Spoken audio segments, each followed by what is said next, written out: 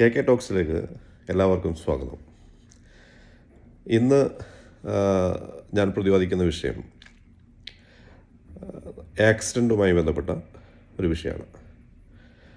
സാധാരണഗതിയിൽ നാട്ടിൽ നമ്മളൊക്കെ വണ്ടി ഓടിക്കുന്ന ആളുകളാണ്. ഒരു ആക്സിഡൻറ്റ് നടന്നു കഴിഞ്ഞാൽ പലപ്പോഴും സംഭവിക്കാറുള്ളത് നമ്മൾ ഓപ്പോസിറ്റ് വ്യക്തിയായിട്ട് മിക്കവാറും കേസിലൊന്നും പോകാതെ ഒരു കോംപ്രമൈസ് എന്നുള്ള രീതിയിൽ എത്താറാണ് പതിവ്. കാരണം കേസ് പോയാൽ ഒരുപാട് നൂലാമാലകളുണ്ട് എന്ന് നമുക്കറിയാം. അതുകൊണ്ട് തന്നെ ആരും കേസൊന്നും പോകാറുമില്ല. വളരെ കുറച്ച് ആളുകൾ മാത്രമാണ് കേസിന് പോയി അതിൻ്റെ പിറകെ നടക്കുന്ന ആൾക്കാരുള്ളൂ. സത്യത്തിൽ വലിയ ആക്സിഡൻറ്റുകൾ, മരണം സംഭവിക്കുന്നത്, ഇഞ്ചുറി സംഭവിക്കുന്നത്, അതൊക്കെ നമുക്ക് മാറ്റി നിർത്താം. ഇനി നമ്മളൊരു കേസിന് പോയി കഴിഞ്ഞാൽ എന്താണ് സ്ഥിതി, എത്ര പേര് കേസിന് പോയിട്ടുണ്ട്, ആ എക്സ്പീരിയൻസ് ഉണ്ടെന്ന് എനിക്കറിയില്ല. ഞാൻ ഈ അടുത്ത കാലത്ത് ഇത്തരം വിഷയവുമായി എൻ്റെ സ്വന്തം വണ്ടി ആക്സിഡൻ്റായിട്ടും മറ്റുള്ള ആളുടെ ആക്സിഡൻ്റായിട്ടൊക്കെ ആ വിഷയം മനസ്സിലാക്കിയതിൻ്റെ അടിസ്ഥാനത്തിലാണ് ഇന്ന് ഈ സംസാരിക്കുന്നത്. നമ്മളൊരു വണ്ടി ആക്സിഡൻ്റായി നമ്മൾ സ്വാഭാവികമായും കേസ് കൊടുക്കുകയാണെങ്കിൽ രണ്ട് പാർട്ടിയും കൂടി പോലീസ് സ്റ്റേഷനിൽ പോവും. അവർ FIR ഇടും.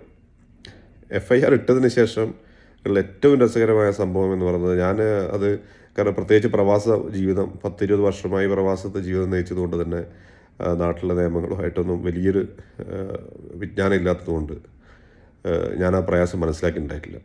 കാരണം സ്വതവേ ദുബൈയിലൊക്കെ ആണെങ്കിൽ നമ്മൾ ആക്സിഡൻ്റ് ആയിക്കഴിഞ്ഞാൽ പോലീസിനെ വിളിച്ചാൽ പോലീസ് വരും.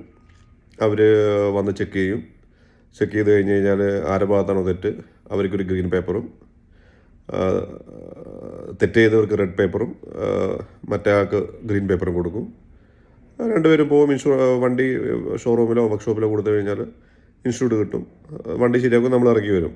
അതാണ് അതിൻ്റെ രീതി ഗൾഫ് രാജ്യങ്ങളിൽ. അതുകൂടാതെ ഇപ്പോൾ പുതിയൊരു സംവിധാനം വന്നിട്ടുണ്ട്. ഇപ്പം പോലീസിനെ നമുക്ക് വിളിക്കേണ്ട ആവശ്യമേ ഇല്ല. പുതിയ ആപ്പ് വന്നിട്ടുണ്ട്.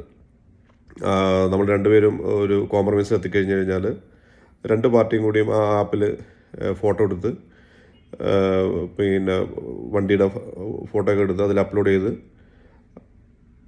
ചെയ്ത് കഴിഞ്ഞാൽ നമുക്ക് വേണ്ട പേപ്പർ അതിൽ തന്നെ കിട്ടുകയും ഇൻഷുറിലേക്ക് ക്ലെയിം ചെയ്യാനും നമുക്ക് സാധിക്കും. വളരെ എളുപ്പമാണ്. കാരണം ആരുടെ ആവശ്യമില്ല, സമയം ലാഭം, എല്ലാം സുഖകരമായി നടക്കും. പക്ഷെ നാട്ടിലെ അവസ്ഥ അങ്ങനെയല്ല. നാട്ടിൽ നമ്മൾ ആക്സിഡൻ്റായി കേസ് കൊടുത്തു കഴിഞ്ഞ് കഴിഞ്ഞാൽ, FIR ഇട്ട് കഴിഞ്ഞ് കഴിഞ്ഞാൽ ഏറ്റവും വലിയ തമാശ എന്ന് പറയുന്നത്, നമ്മളെ വണ്ടി അവിടെ അവർ പിടിച്ചു വെക്കും.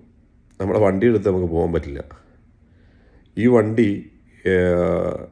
ഇൻസ്പെക്ട് ചെയ്യാൻ വേണ്ടിയിട്ട് MVI വരണം. അപ്പോൾ MVI വരണമെങ്കിലുള്ള കടമ്പ എന്ന് പറഞ്ഞു കഴിഞ്ഞാൽ, ഈ FIR ഇട്ടതിന് ശേഷം ഇവർ ഇവിടുന്ന് റിക്വസ്റ്റ് ചെയ്യണം MVIക്ക് റിക്വസ്റ്റ് ചെയ്യണമെങ്കിൽ തന്നെ 2 ദിവസം പിടിക്കും. കാരണം പോലീസുകാർ പെട്ടെന്നൊന്നും ഈ സംഭവം റിക്വസ്റ്റ് ചെയ്യുകയോ കമ്പ്യൂട്ടറൈസ് ചെയ്യുകയോ ഒന്നും ചെയ്യില്ല.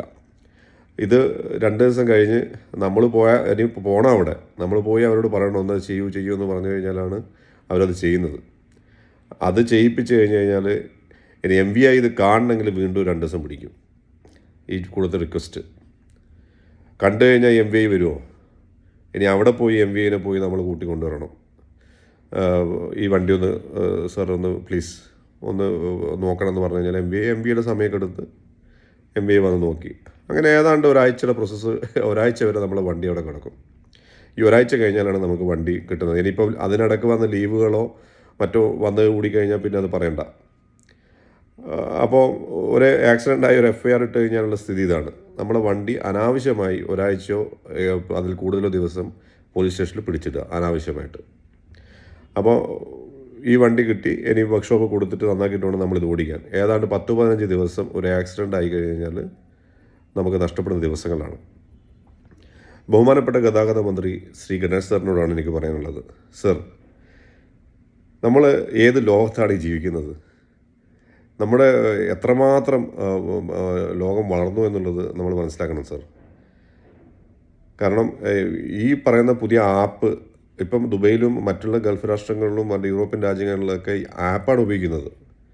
ഒരു പോലീസുകാരൻ വന്ന് അത് നോക്കേണ്ട ആവശ്യം പോലും വരുന്നില്ല. ആപ്പിൽ അപ്ലോഡ് ചെയ്ത് കഴിഞ്ഞ് കഴിഞ്ഞാൽ അതിൻ്റെ സർട്ടിഫിക്കറ്റ് നമുക്ക് കിട്ടി നമുക്ക് ഇൻഷുർ ക്ലെയിം ചെയ്യാനും പറ്റുകയാണ്. താങ്കളോടുള്ള എല്ലാ വിശ്വാസവും, കാരണം താങ്കളെപ്പോലൊരു ഭരണകർത്താവിനോട് നമുക്ക് ആദരവും വിശ്വാസവുമുണ്ട് സർ.